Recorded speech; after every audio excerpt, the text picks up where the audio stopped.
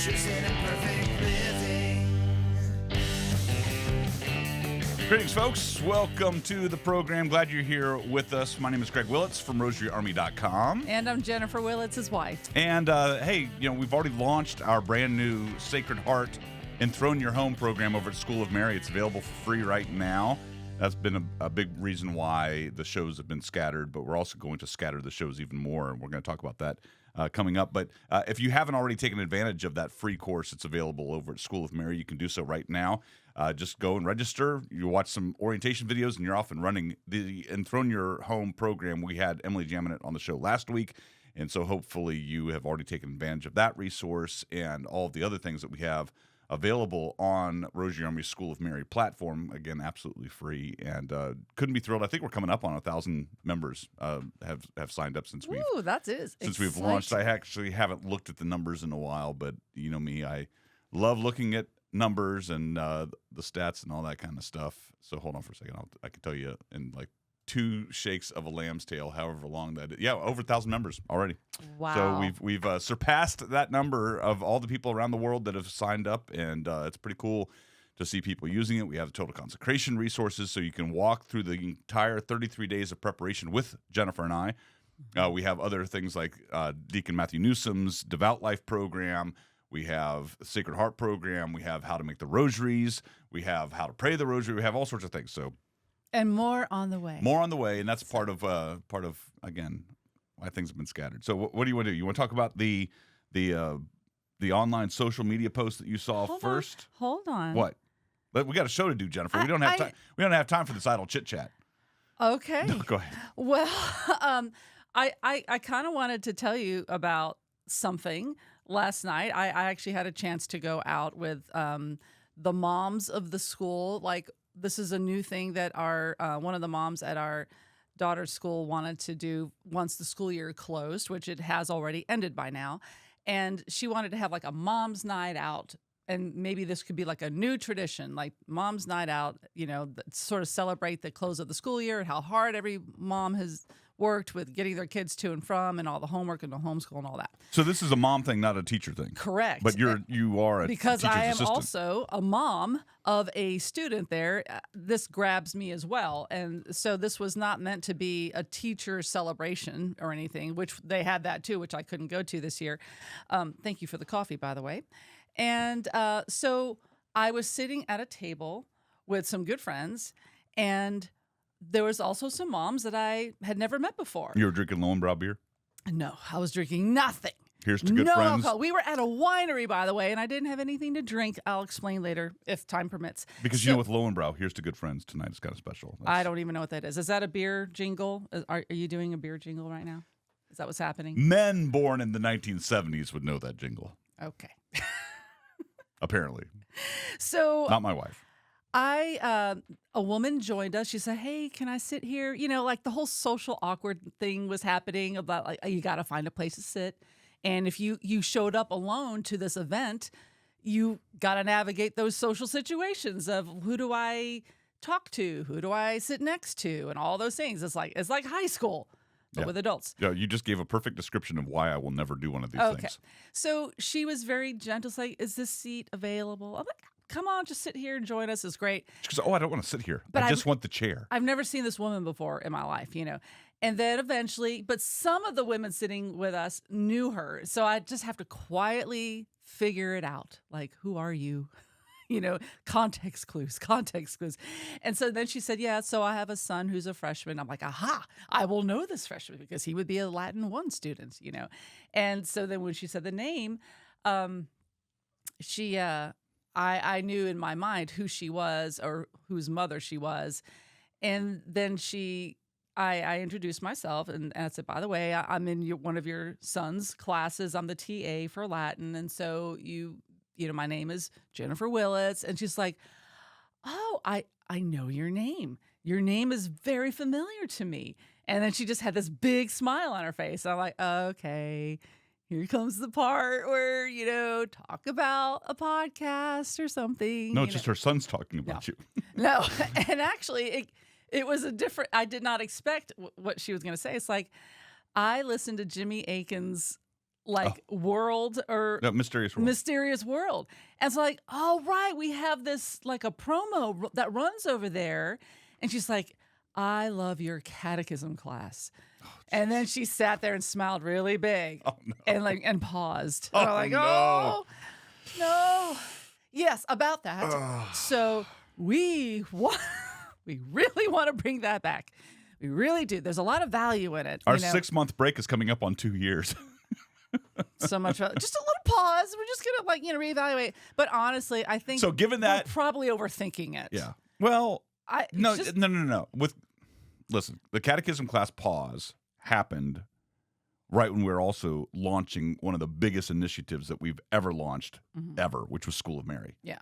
And School of Mary just has taken a lot more work than we expected it to take, and so it's reasonable in my mind. I don't think we're overthinking. I think we're thinking as based upon all the books I'm reading lately. Slow productivity, the lost art of accomplishment without burnout, and 4,000 weeks time management for mere mortals. I'm immersing myself in how can I not do more better, but how can I just do what's important better. Yes. And that's really just been a game changer. I feel like I'm being given permission to do the things that I feel like I've innately known that I need to be focusing on. And if it's important, it doesn't matter how long it takes. If it's important, it deserves the long tail approach to things. And if I shared this with you in one of these books talking about, Copernicus and his theories on the universe. People think, well, he just developed these things, and within a year or two, he put out all of his findings. And what it was is he had an initial idea, and then a few years later, he gave a component idea, and then he spent the next 3 decades formulating everything. And so it was well over 30 years before he said, boom, here's my theory. Same kind of thing with Newton, Isaac Newton. It wasn't sitting underneath the apple tree and boom, he discovered gravity. It was a matter of, many different trips that he took between places and taking the time to think long and hard about these things before he actually did the work on these things. So when I think about catechism class, and you have been thinking about it. I have been thinking about I know. it. I think about it ever since we took a break from it. Is the content is valuable enough, and enough people have said that they enjoy it. It makes me wonder, well, when we launched it as a podcast, and we had a sponsor, and we did breaks and that kind of thing. And then I've realized that the content means more to people, and it makes me wonder, what can we be doing to make this, if we are going to return to finish the rest of the catechism, how can we do it in a way that does it justice? And if I don't have the time, it's not going to do the content service if I just rush it out. And so it's worth thinking about it. And I'm the kind of person that does better when when I take the time to think about things. So it is going to come back. You feel very sure that it will? I'm not. No. I'm not willing to make that commitment anymore. Right? It's like the problem is I keep committing to big projects. Okay. Rather than saying this is the one project I'm going to focus on right now. And then I'll evaluate what will be the next project later on. The problem is, and part of why catechism class hasn't gotten done, is because I've been trying to work it in while doing the podcast, while launching School of Mary, while trying to do 30 other things. That doesn't do any of the things that we're doing justice. If anyway, so I feel like we're jumping ahead, but so she liked catechism class. Yeah, she clearly enjoyed it. So it was nice to talk to someone briefly, that I never met before, who had a positive opinion about a class that I wasn't even sure how well it was going to be received. Why did she like it? Well, I didn't ask her any of the whys because I felt so apologetic very quickly. And that became, I steered the conversation almost to an apology. Oh, well, that's fair that you apologize, but But in the future, what I would recommend, this is something that I tend to do, I think by default, is I'm always very curious, and I think I'm pretty good when I have conversations with people. It's like, what is it what's like the one thing that fed you the most from Yeah, it? what did you like about And it? what's the one thing that that you might recommend that we change? How can we improve it? Just one idea. That question people have a hard time answering, the how they would change it. Oh, okay. But normally they can go, "Oh, I love this," right? And that still gives you valuable feedback to be able to know how, am I on the right path? Do I need to pivot left? Do I pivot right? I'm always kind of curious about that. Will you talk to this woman again, or probably not? Gosh, I don't know if I'll ever see her, but I might see her again. Because you've never seen her before. Right. But now I know who she is and what she looks like. Yeah. And so I could, exchange pleasantries with her and give her an update if I have one. Well, I tell you, about catechism class. Talking about stats and downloads and all that kind of stuff, I haven't looked at that in forever. Well, that's cool. But and it made me wonder, okay, because I don't remember what was the final wording on the promo that's running on Jimmy Akin's podcast. So does it mention catechism class? No, there? It used to. We changed Okay. it. We changed it so that it focuses on Rosary, maybe School of Mary. I think it mentions School of Mary. And Jenny, who's a supporter of Rosari's works as well as SQPN's works, she is.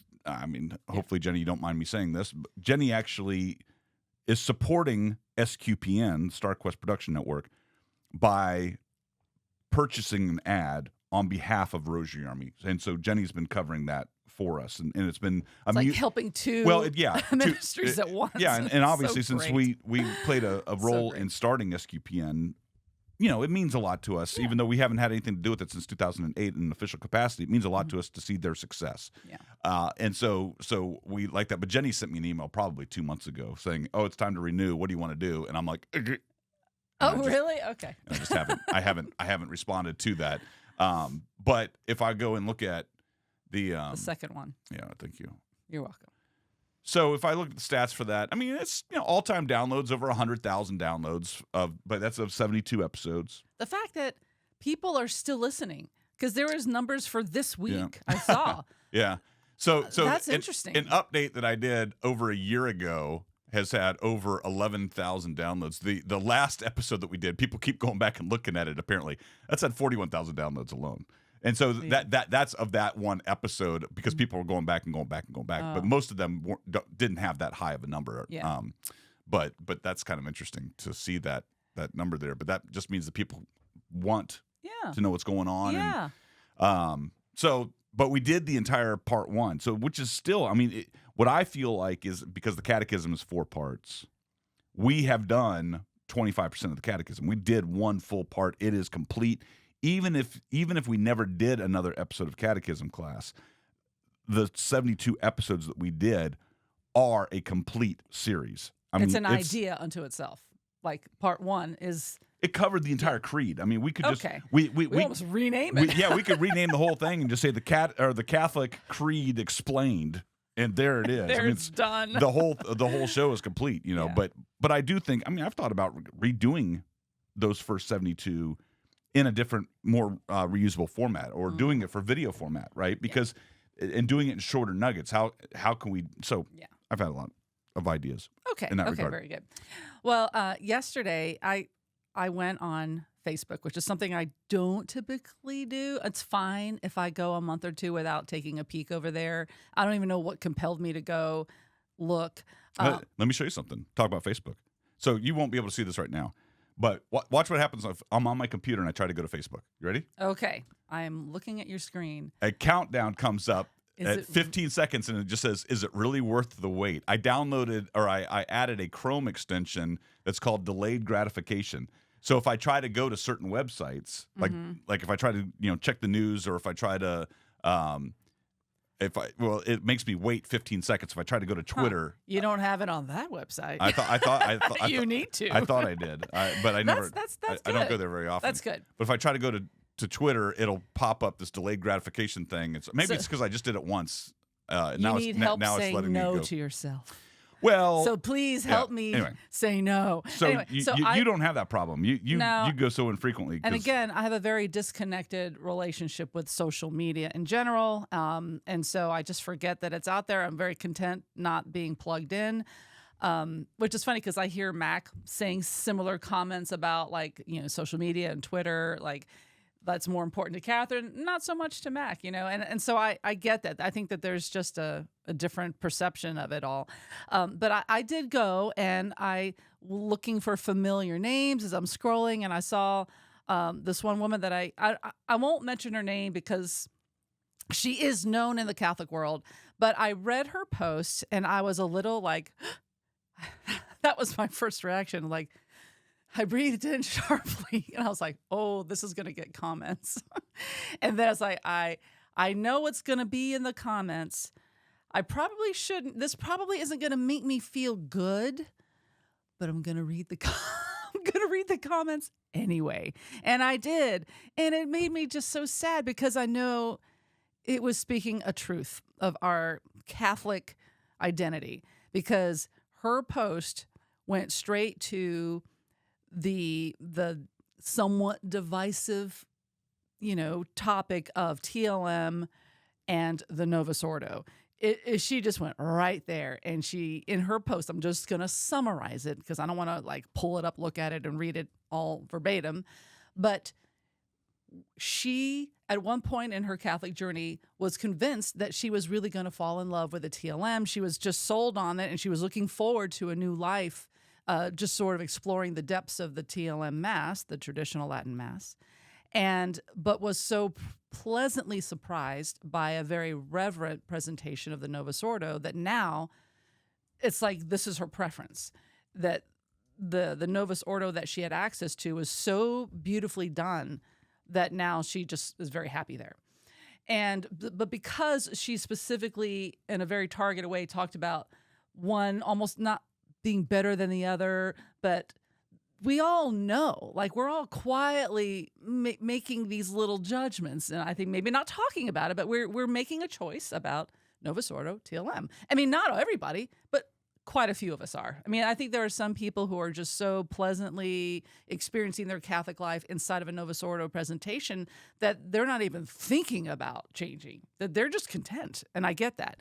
And then there are people who recently shifted from the Novus Ordo to the TLM, and now they're like, oh my gosh, this is where we worship God. This is the better place. You have that demographic of Catholics.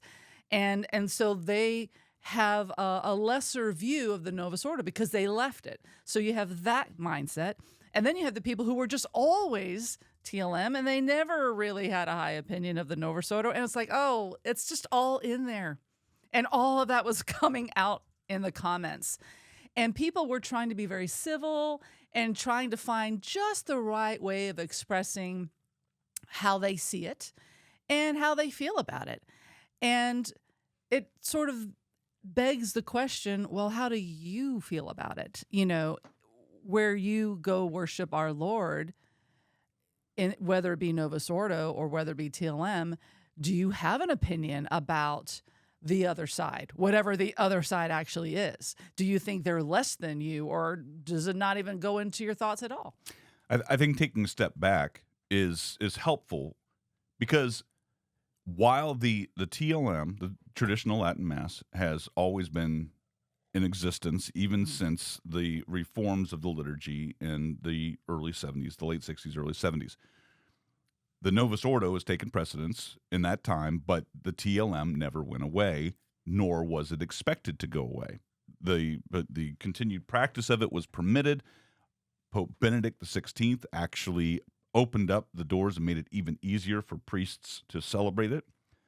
And I think part of the issue is really from the last 10 years, and I'll go ahead and I've tried over the last few years not to be someone who publicly throws Pope Francis under the bus, but it has felt like an attack has come from him towards those who do lean towards wanting more tradition and to uphold tradition. And anytime an attack, whether it's truly an attack or just a perceived attack, comes someone's way, not everyone is good, and I can certainly say this has been my case in the past, not everyone has been good about taking what is perceived as an attack and then responding appropriately, responding in a very, calm manner, not overly defensive. And I think, when someone has gone on what feels like the offense, right, coming at you, it's very easy to fall into defense. And you and I were heavily involved in Catholic media all through, the time we were on Sirius XM. Pope Benedict was our pope.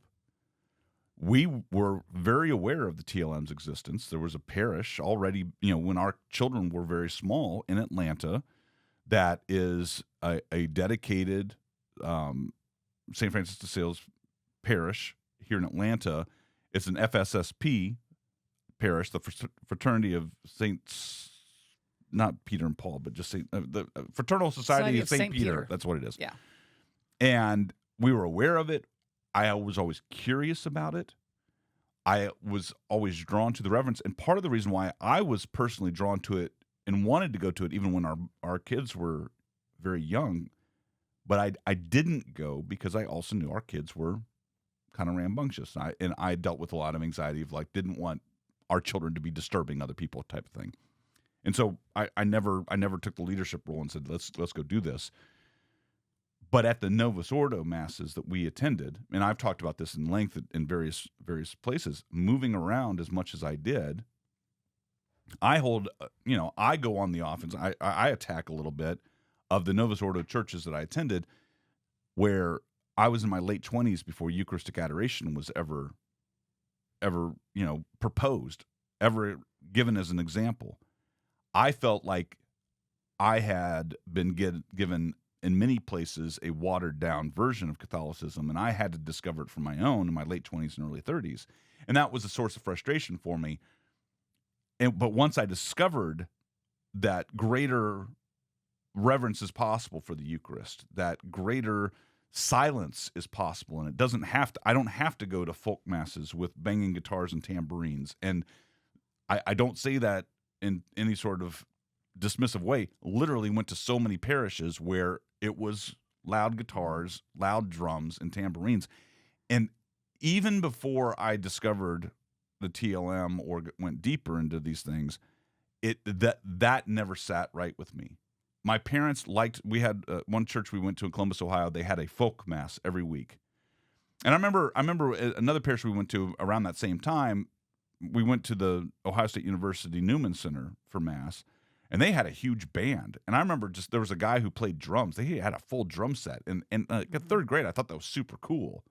But then there were other times we'd go to this folk mass at the church that I actually went to school at. And I remember just feeling like it was, I didn't understand I felt like it watered down the mass. I felt like we were going to these performances every week. And I had no idea whatsoever what was happening on the altar. But I fully knew what was going on off to the side where all the musicians were, because they were putting on a show. And what does that tell you about the power of music? Well, yeah. When attached to the liturgy itself. But as an adult, I look back and I say, but what I see more is not the power of music as much as I see the power of personality. And that wasn't a place. That's kind of what and I was that wasn't a place for personality. Right. And so because I experienced that, and I could enumerate a dozen more examples for you in my own personal experience as a youth, as a teenager in my early 20s, of all the parishes I went to. I mean, literally, one time when I was late teens, early 20s, and I was a lector at one parish I went to, we had two nuns who were employees of the parish. They were non-habited nuns. And both of them were wonderful women, very kind, loving women.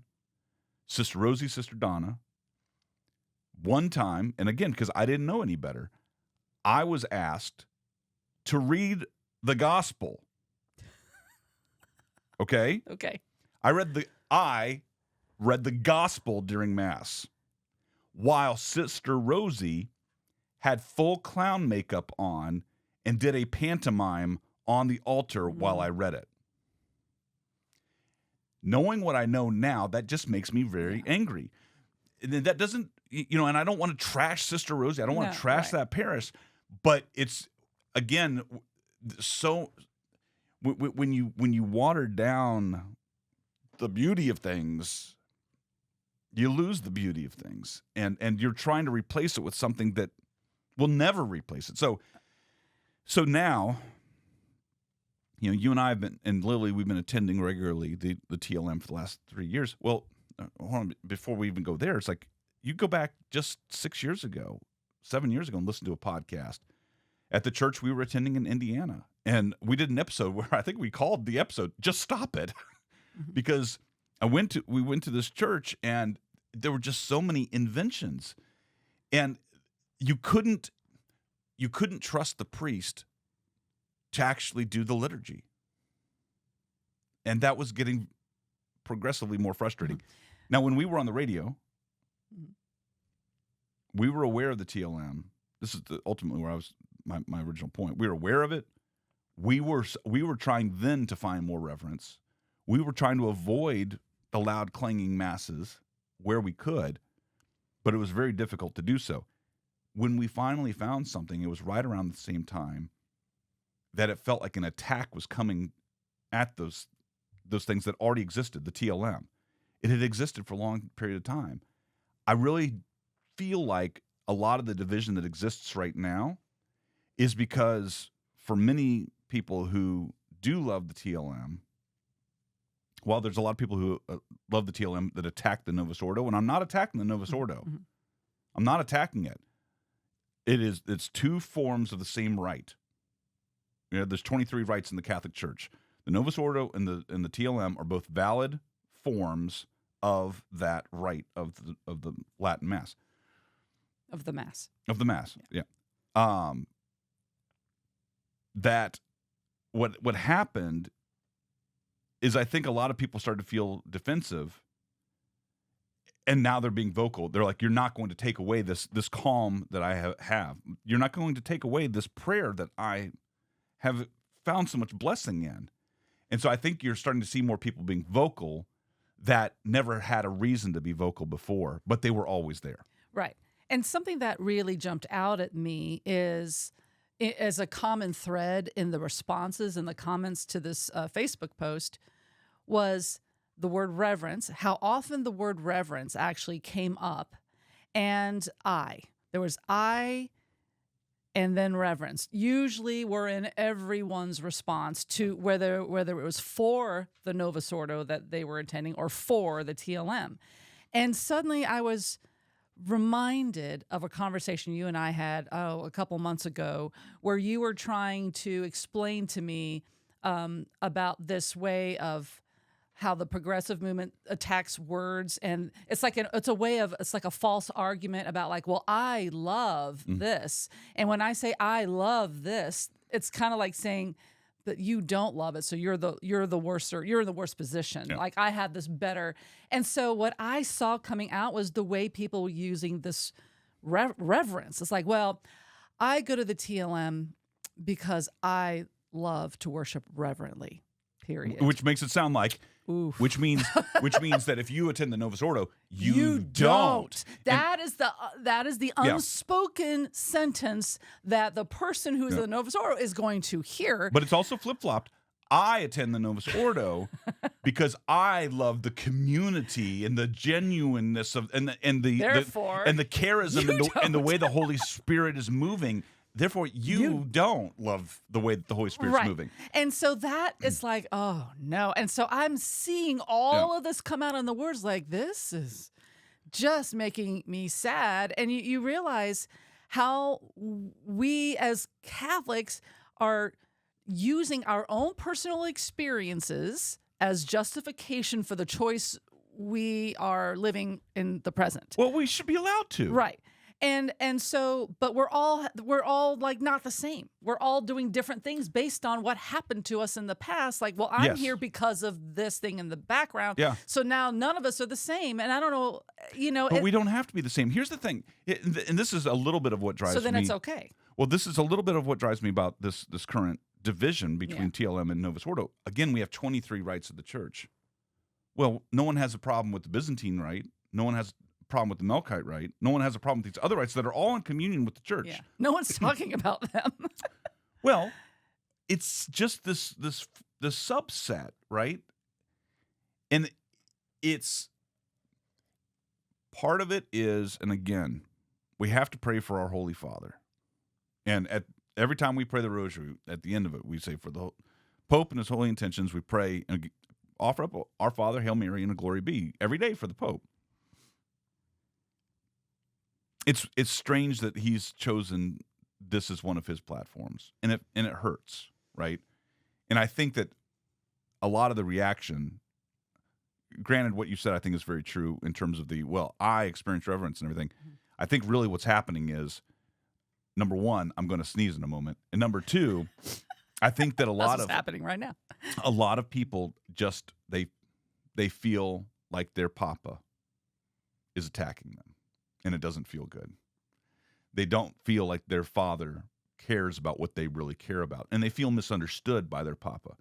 And if you read some of the things that Pope Francis has said, it's almost like it's kind of shocking, and you don't know where he's getting it from, and you feel like you're being judged based upon a small subset of people that do exist, that are vocal and overly harsh and are attacking him. And in a way, he might be reacting the same way that the TLMers are.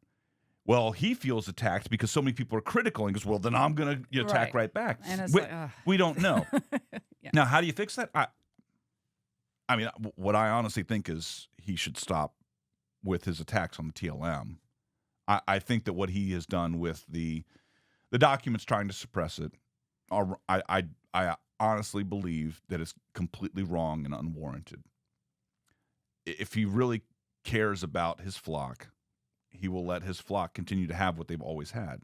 And to try to take it away and tell people that the way that the Mass has been celebrated for 2,000 years is wrong, I think I think it's unfair. Now, having said that, and I know a lot of people will get defensive, this is not an attack on the Novus Ordo. I'm not saying do away with it. I will say, I think that Bishop Schneider and others are spot on that, and if you've ever watched the documentary Mass of the Ages, I think that they're very clear and showing how things are existing in the Novus Ordo that shouldn't. It went too far, right? Things like with clowns on the altar, or in my case, the two examples I give very clearly from childhood of at one point in the Mass, we threw streamers because we had literally at that Newman Center, I remember there was a giant beach ball that we're throwing around during the Mass. You don't see things like that very often anymore, but that's a part of my Catholicity, and I wish it wasn't. I think that there has to be some level of reform with the Novus Ordo. And listen, the TLM is not perfect, by the way. There's still, in our case, with the homily, that's where the priest's ego can come out. And that's a whole other subject of how a priest, and Amy Wilborn's written about this in very, very good ways, of the homily, it should not be a priest's bully pulpit, right? He shouldn't be using it for whatever reason. And I do think that there's something wrong going on when the liturgy of the word takes 15 minutes, and I'm speaking at the TLM, and they don't really divide it up into the liturgy of the word like that, but the part where the gospel is being proclaimed, the opening prayers, takes 15 minutes, and then the priest gives a 25 to 30-minute homily. And his homily takes up more time than the actual proclamation of the word, or even in some cases, the liturgy of the Eucharist is shorter than the priest's homily. So I don't know.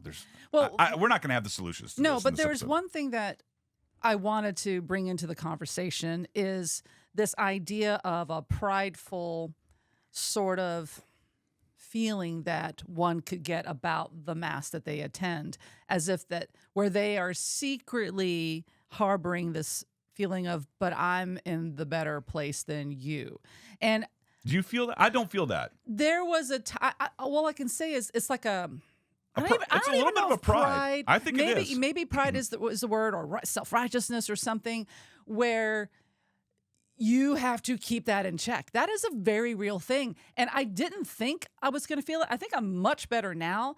But for a while there, when it was all still new to me, I realized, oh boy, I can see this other attitude forming within me, and I had to call it out. And I was like, I don't want this. Yeah, I'm glad. I don't want this at I'm all. glad you saw it, because I definitely saw it. A lot of times when we were doing the show, it's like, sometimes you'd say things. I'm like, wait a minute, we can't Right. we can't disparage Right.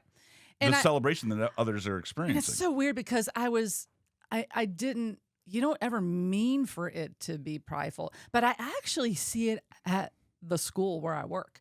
And some of the students who are children of families who are attending the TLM where, and I'm not, Be careful. I know that it's so strong in some of these families and kids where if there's a school event and a mass is going to be linked to the school event, whether it be a high school retreat or a pro-life march, and mass is built into the itinerary, it's always going to be a Novus Ordo mass.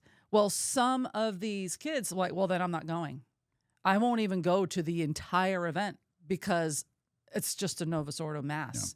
Yeah. And so I was like, oof, that's like a little bit of it's a hard pill to swallow, but they're making what they're acting, they're standing up for a cause they believe in. It's like, no, it's not even a valid mass. Like they literally have an attitude that it's that big of a deal. But they're teenagers, and so I'm right. But and so I'm just seeing all these opinions, and the way that people feel about it is very passionate about this is the right way to do it, or this is the wrong way to do it. And I don't know, it just it really struck me. It affected me deeply when I was sort of looking at it and reading these posts and comments from these people who clearly love the Eucharist and Jesus in the Mass, and they want to be there and worship him, and they're all trying to do it the best way they can.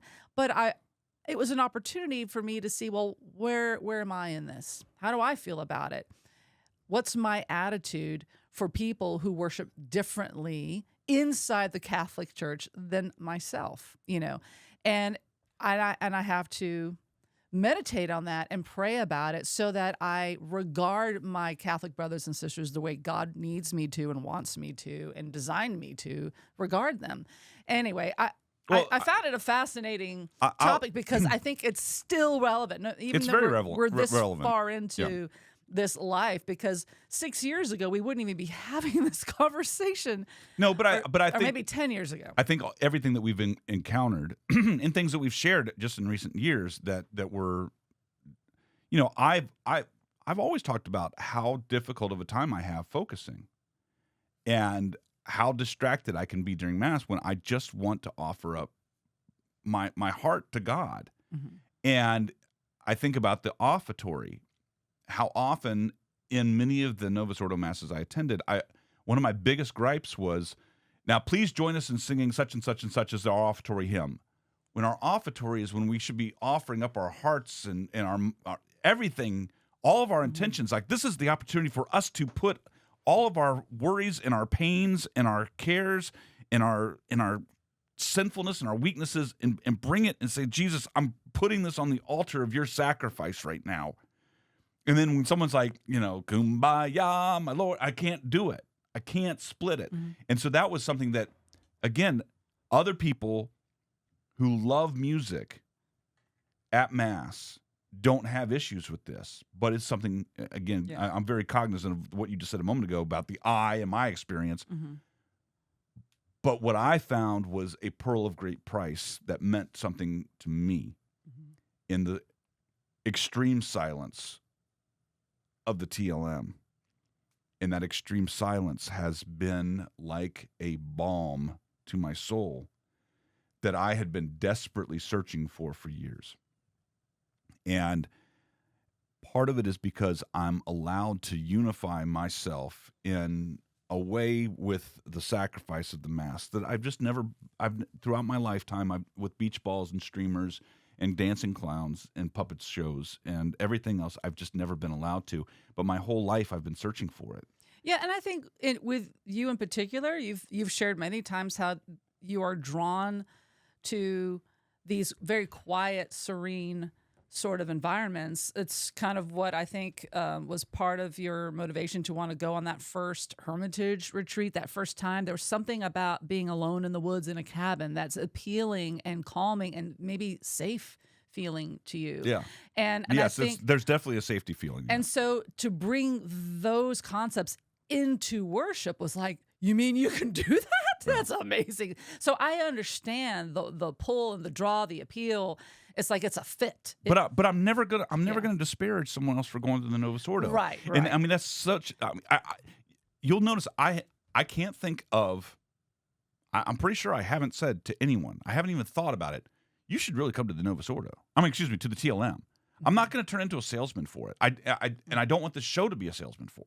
Right. And We're so just simply talking about anytime it's come up, differences. I'll be honest, anytime it's come up, I've actually been nervous because I don't want to play into the division that exists. I don't want, it's like, we choose that form. You choose whichever form you need to choose, right?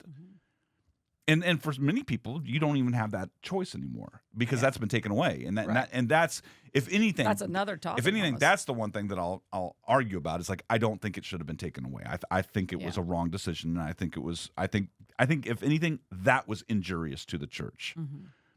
Trying to, if anything, there should have been a greater encouragement for people to go to the Novus Ordo rather than just saying, "But now I'm just going to take it away.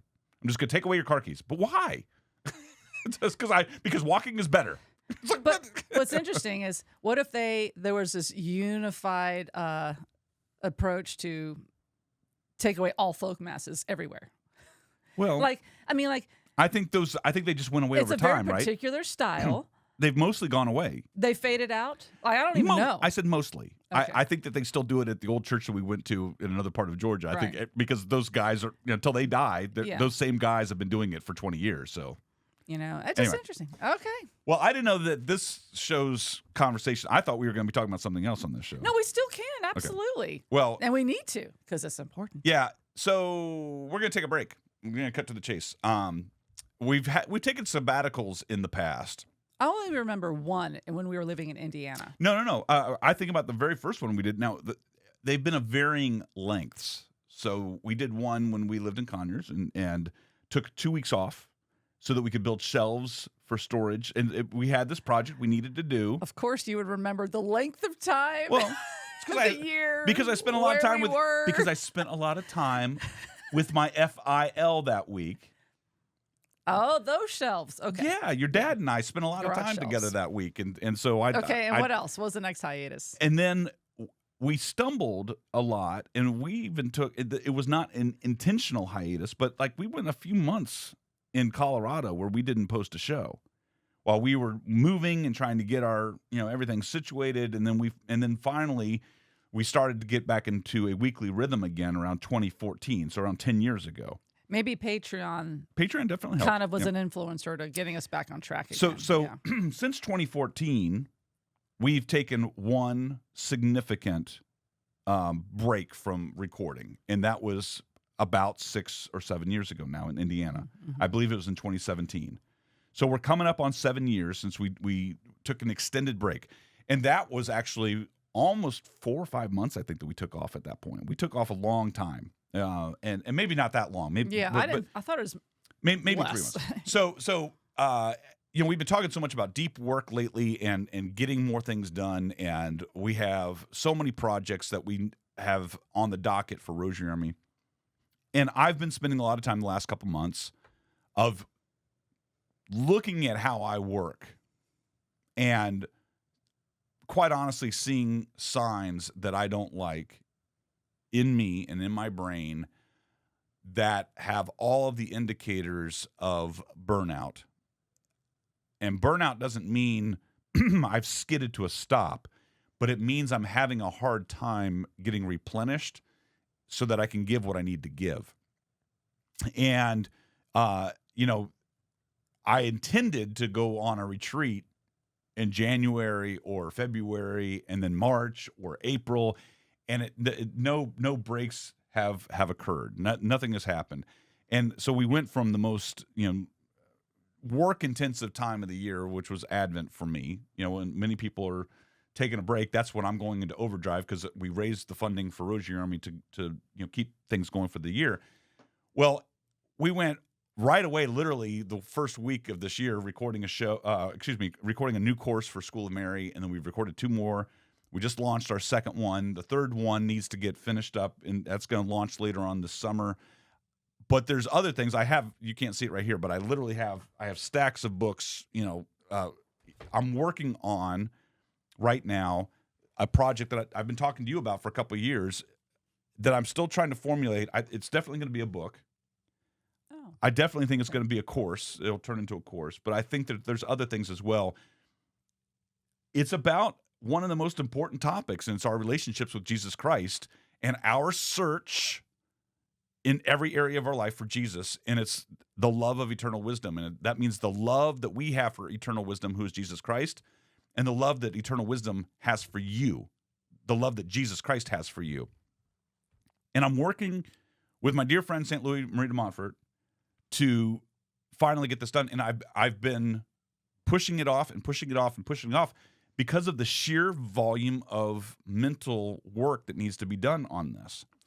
And that's deep thought. It's deep thought, deep work, and I'm never going to get it done.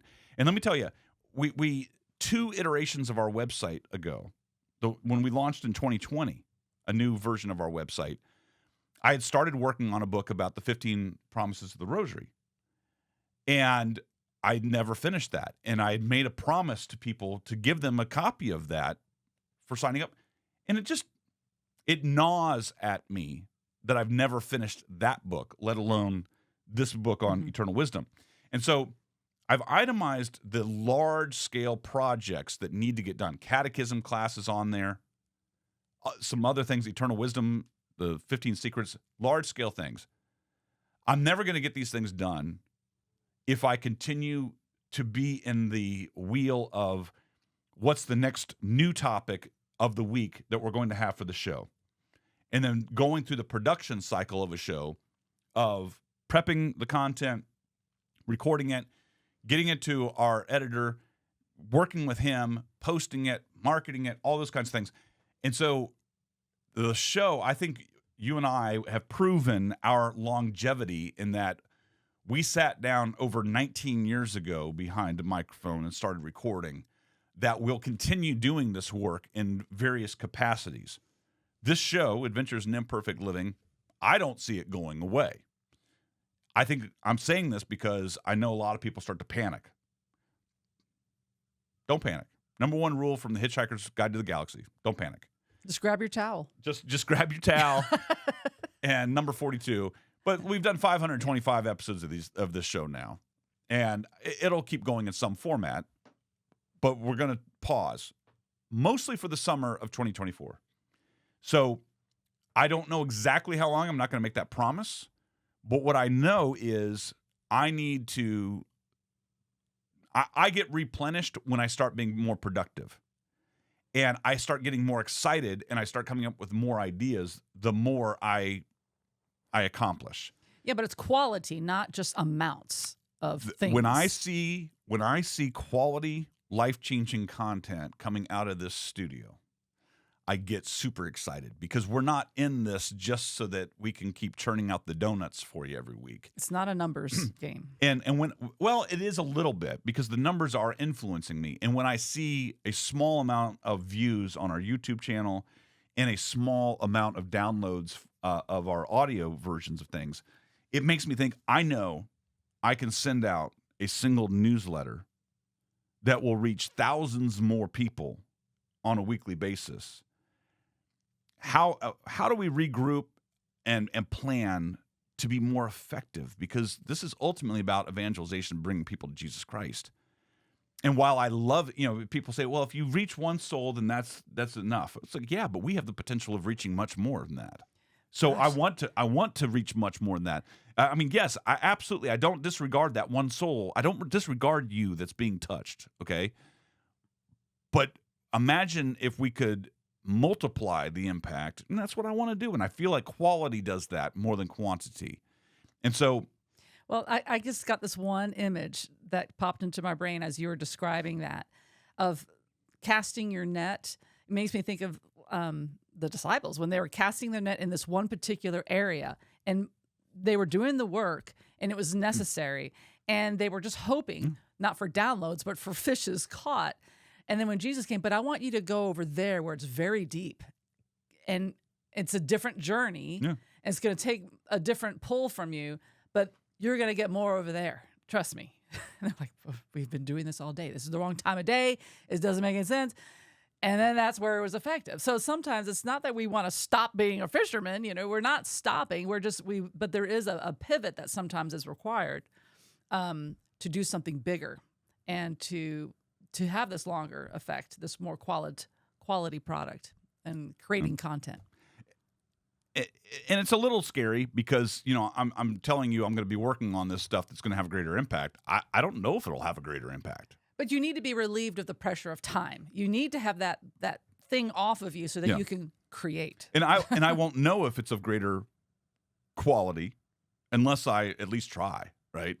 I don't know the ways that this book will turn out. I don't know if a publisher will go with it, or if I'll have to figure out a way for Rosary Army to self-publish it. I'm just trying to follow Jesus right now and what he and his mom are trying to get me to do. And I have been praying very much about it.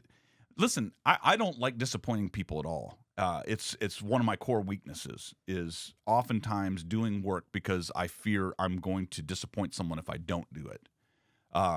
It's a very codependent weakness that I have and so I've been taking great strides of saying I'm not going to do something just because it's going to make someone else happy. I'm going to do something because it's the right thing to do and kind of standing my ground a little bit.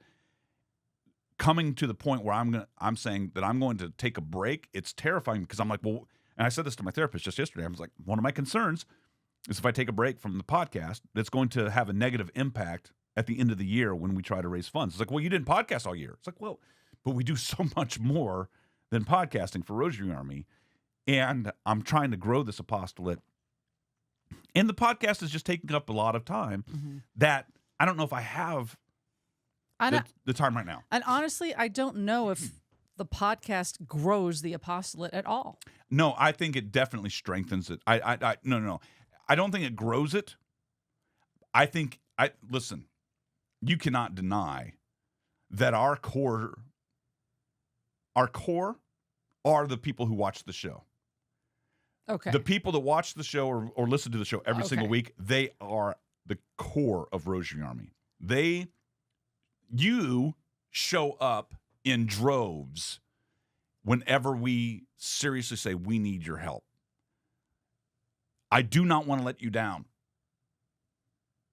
It kills me to say that we're not going to do a show for you for the next couple months at least. It really hurts my feelings to do that. But then I go, I'm being called to do something else right now, and I have to listen to it. I don't know what else to do. I can't do both. I want to do both, but I've proven I don't have the capability of doing both, and it kills me. And so, well, you've been saying no to this for a long time. I've been saying. So now it's time I'm getting emotional. I really don't want to do this, but I feel like I have to do this, and so I just ask for your prayers. I was going to say I please? ask for your permission. Oh, It just pray for us, because we have a tremendous amount of work that we still have to do for this ministry and for our Lord, and we can't do it without you and your support. And I hate disappointing anyone. So we are going to take a break for the summer. I'm trying really hard to do this deep work. It's been I'll tell you this, it's been very edifying to see things happening. When I'm able to sit down, yesterday I was pretty angry and anxious, and I journaled about that this morning. I think part of the reason why is because I didn't do any deep work yesterday. And that's not true. I did for about an hour, but that wasn't enough. I felt like the important work was being ignored again, and I started to panic again, because it's like I'm trying to get back to the important work. I'm trying to put all my energies into gestating this thing that will be birthed at some point. I tell you, here's my dream. Let me just share this. I I've had it on my heart for 2 years now, if not longer, 3 years. St. Louis Marie de Montfort's The Love of Eternal Wisdom is not known in the world. My dream is to create something that will invigorate the Catholic Church, particularly in North America, because I think that's where it's needed. But if it had a global reach, fantastic. I can only focus where I can focus. I want to write something that is going to shake the church and in all the best ways, of make people realize how much Jesus loves them and what they can do to grow in their love of Jesus so that they truly are the people that they're meant to be. Not the best versions of themselves, but that they are the person Jesus made them to be. And understanding how to live a life, St. Louis Marie de Montfort created this guide, but it's very hard to understand. And I don't fully understand it. I read a great quote. It was in one of these other books. There's an author, Richard Bach. I don't think it's the same guy who wrote Jonathan Livingston Seagull, but it might be. He wrote a book called Illusions back in the 80s. I know I wrote it down in one of my books here. But the idea was, never mind. I thought it was right here, and now I don't see it. And now I'm wasting time. I'm doing it again. Well, do you remember the nuance of the quote from Richard Bach? I really thought I put it in there. Oh, no, I put it. I know where I put it. I put it in my Eternal Wisdom book. That's where it is. He There it says, is. yeah, Richard Bach, he said in the book Illusions, he said, you teach best what you most need to learn. And I wrote down this. This is why I'm writing this book for me, because I need Jesus. So, again, you teach best what you most need to learn. The love of eternal wisdom is something I know I need. I need Jesus' love, and I need to love Jesus better. And if I can write this companion to St. Louis de Montfort's works and bring his classic text that's not known by people to a wider audience by breaking it down for modern languages, for modern sensibilities, modern tongue, then that could possibly be my greatest work ever. Wow. I don't know what to say. It's like this book has meant so much to me. Mm-hmm. And I just feel like I can't escape it. I have to do something with this. And I hate that I don't fully understand it. Well, I hate that I don't fully understand what it is I'm supposed to do. so go do it. Well, that's what I'm saying. So You need to go do it. I And don't know why I get so emotional when I talk about Louis de Montfort. I always do. And I will just share this with you because maybe some of you are genuinely curious what that looks like inside of a family. You know, when we live with him who needs to go do these things. And ever since he shared his need to go into deep work, I thought, okay, so I want to support that as a wife. And I told him, if I know that you're going into your office now, and I know that you are attempting to go deep in something, I will pretend that you have left the house and are actually out of state. You are not in this home. When I don't see you in the common room of the house and I know the door's closed upstairs, I'm going to pretend and live as if you are not here. And the only way I will violate that is if there's an injury, a life-threatening situation that would even give me the temptation to break that wall, you know, to try to get to you somehow. And so because I need you to know that I'm on your side I know. and I'm supporting you. But I also want to relieve you of the fear of, I'm going to get an interruption. I'm going to get, someone's going to, I hear footsteps, all that kind of stuff. And we can't be perfect about it. You know, like we can't change the fact that there might be footsteps that you hear, but they're not coming for you. They're not coming for you. It's just people traveling from one room Well, to listen, the next. I mean, and I so appreciate that. I really do, and you've done a great job of it, and the kids have mostly too. But I do leave the door cracked sometimes because of Molly coming in and out and that kind of well, thing. I can't deal with Well, a cat. and so the problem is like if the kids see the door cracked, then they come in and they, even if I'm working so they don't fully understand. Right. I just have to deal with it. But being given the permission to say to work on going deep into something, interruptions are always going to happen. It's avoiding the distractions and going deep. So that's one of the many things that I'm hoping to get done over these few weeks. But there's several other things that are on the docket for Rosary Army. I would like to have. Listen, we're going too long. You get the point. But if I had 2 weeks just to mull over and focus on catechism class again, what is it? What could it look like? To film a prototype that no one will see, to record a slightly different take on it. I don't have time to experiment right now because it's like just do, knock it out. Produce, release, produce, release, produce, release, produce, release. Our greatest work is still ahead, whether it be this eternal wisdom or something else. I think about when we had the idea for that Catholic show, and I think about this all the time.